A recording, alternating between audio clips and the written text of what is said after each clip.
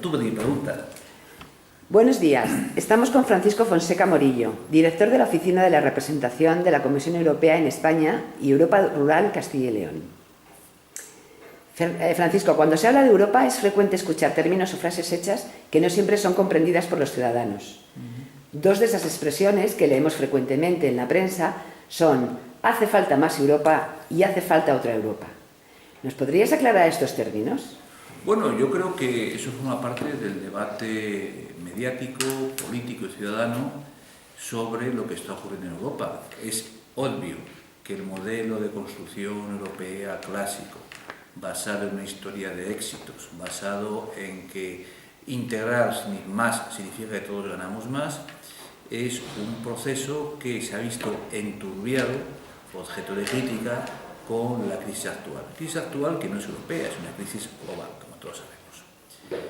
Y en este contexto hay voces que han dicho Europa no es la solución, voces afortunadamente minoritarias, y que pretenden que si Europa no da las soluciones correctas, ¿para qué queremos Europa? Por eso yo no creo que haya contradicción en los dos términos. Yo creo que la respuesta acertada es decir, hace falta más Europa, no tenemos un auténtico sistema de gobierno económico europeo porque nos faltan los instrumentos. Si los tuviéramos, como la Reserva Federal Americana, como el gobierno norteamericano, como el Tesoro norteamericano, habríamos salido mejor de la crisis. Claro, pero ante esto nos hace falta más Europa, hay dos escuelas. Aquellos que dicen, como yo, nos hace falta más Europa y otro modelo de Europa más solidario, que incentive más el crecimiento y no esté basado solamente en las grandes cifras macroeconómicas. Hay otra escuela que dice, esto no es incompatible, no hay crecimiento posible si previamente no hemos saneado las finanzas públicas. Por consiguiente, tenemos que mantener un sistema en el que las finanzas públicas y el gobierno económico europeo tenga su centro de gravedad, lo siga teniendo en los Estados miembros. Concluyo, más Europa sí, diferente probablemente, a condición que mantengamos lo que ha sido el secreto para nuestros éxitos. El secreto es el método comunitario. Unas instituciones independientes que proponen defender el interés general, la Comisión Europea, y dos instancias que representan la legitimidad democrática, Parlamento Europeo de los Ciudadanos, Consejo de los Estados, para adoptar la legislación. Atajos vía concierto de Estados me parecen muy peligrosos. Otro de los adjetivos que le suelen dar a Europa es el de varias velocidades. Si Europa no camina a un mismo paso, ¿cómo pueden los europeos compartir un mismo proyecto? Una cuestión es la Europa de diferentes velocidades, que siguiendo el símil automovilístico consiste simplemente en que quedamos todos para pasar el fin de semana y naturalmente el que vaya con un 600 llegará un poco más tarde que con un Mercedes, que eso no es preocupante, que eso es lo que ocurre en la gran mayoría de las políticas en que hay velocidades en Europa. Y otra cuestión diferente sería una Europa a la carta. Por eso, hay tres nociones que son básicas. La primera, Europa a diferentes velocidades. Si yo no cumplo con los criterios de convergencia para entrar en el euro, hasta que no los cumplan no puedo entrar en el euro. Eso es de varias velocidades. Polonia no está en el euro, lo estará dentro de un par de años cuando haya cumplido todos los criterios. Eso no hay ningún problema. Segundo elemento, oiga, si no todo el mundo quiere aceptar lo que queremos poner en común, dos soluciones. Una Europa a la carta, que cada uno coja lo que quiera, y esto es incompatible con la integración europea, y la crisis económica actual nos lo ha demostrado. Cuando los Estados han pretendido decidir que la gobernanza económica europea consiste en la suma pura y simple de las 27 gobernanzas económicas nacionales, no hemos encontrado un factor común. Y esto es a lo que hay que ponerse. Y dentro de esto, si todos no podemos, ¿qué va a pasar? Hay una última variante, que es la variante de lo que podemos llamar ciclos concéntricos. Es legítimo, es democrático que haya estados, que haya ciudadanías que no quieran asumir al 100% la integración europea. Lo que éstas no pueden hacer es impedir a los que sí quieren hacerlo progresar. Y tenemos un mecanismo entre los tratados, que es la cooperación reforzada, que existe, por ejemplo, en el tema de patentes. España e Italia no aceptan un sistema europeo en el cual las patentes se patenten, valga la redundancia, solamente en francés, inglés y alemán, sin contar español e italiano, y España e Italia no participan en la patente europea, pero no han impedido a vosotros hacerlo. No sé si con esto quedan claros los tres conceptos. Parece que los españoles defendemos la idea de Europa, pero que estamos eurofrustrados. Sin embargo, es el momento de defender la idea de Europa en las urnas. ¿Qué debe impulsar a los españoles a acudir a votar el año que viene? La integración de España en Europa es una historia de éxito. España entró en el año 86 en Europa con una renta per cápita de en torno al 75% de la media europea. Hoy España está en torno al 100%. Gracias a las políticas de cohesión europea, España tiene un nivel de progreso a nivel técnico increíble anteriormente. Somos el país de Europa con más red viaria de autopistas, con más red de alta velocidad, y hemos conseguido además que toda la sociedad española, los actores socioeconómicos, la clase política, en su conjunto hayamos progresado en Europa y gracias a Europa.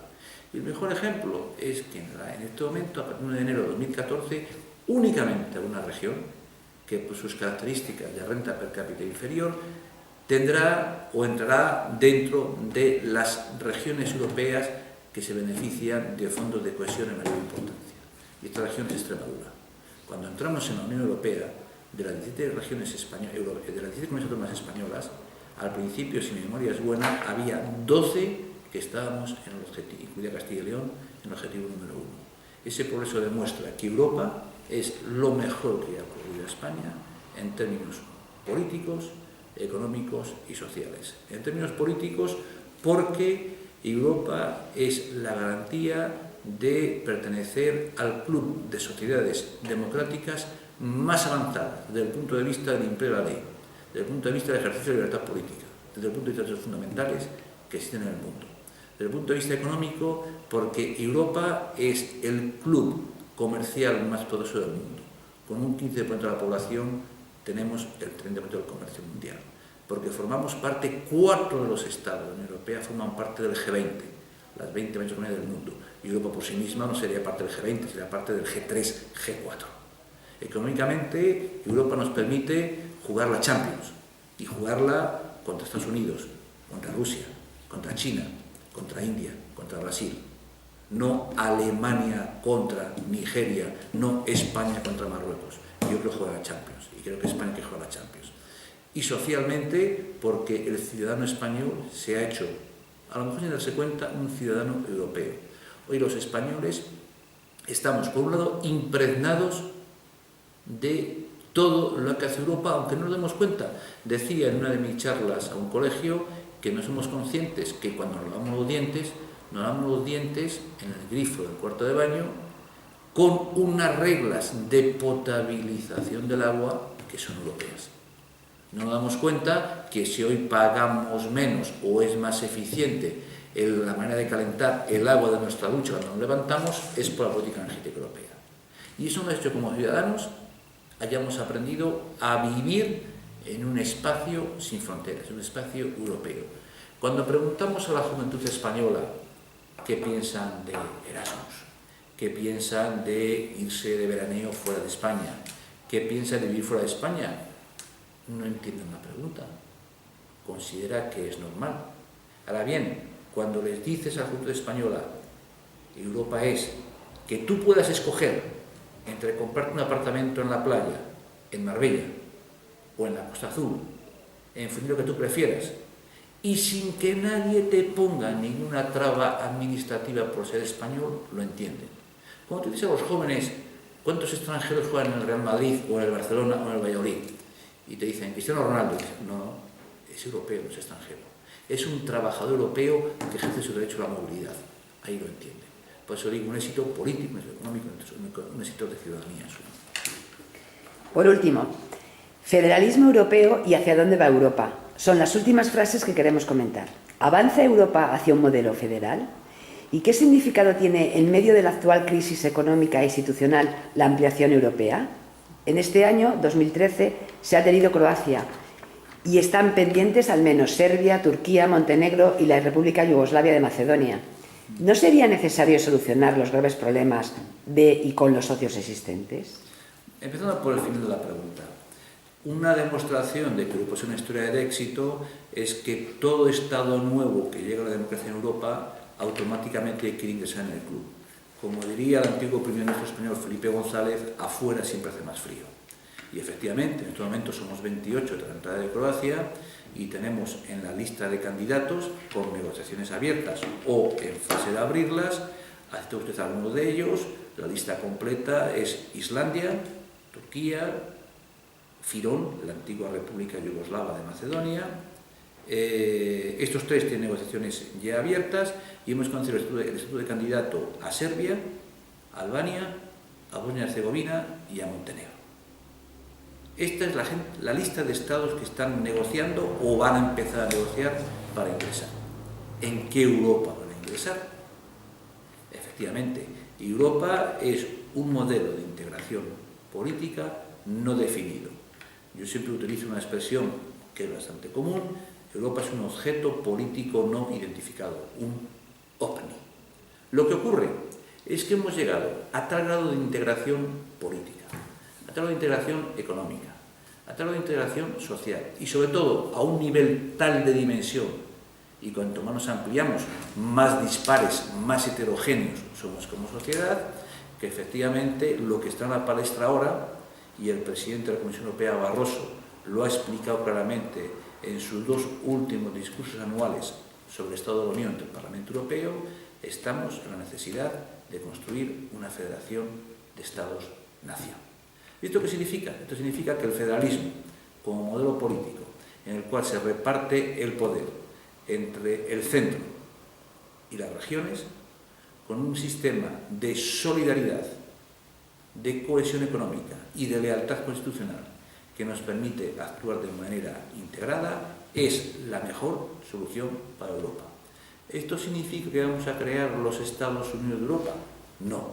Esto significa que vamos a crear un modelo, la Unión Europea, en el cual los Estados miembros, de manera voluntaria, ceden el ejercicio de competencias soberanas de manera irreversible. Y como esto es como nos ha definido el Tribunal de Justicia, delegación del ejercicio de competencias soberanas de manera irreversible, me parece que todos deberíamos creérnoslo, independientemente de las tentaciones de decir el interés global es la suma de los 27 intereses nacionales. El interés general es lo mejor para los 28, no la suma pura y simple de los intereses de los 28. Muchísimas gracias.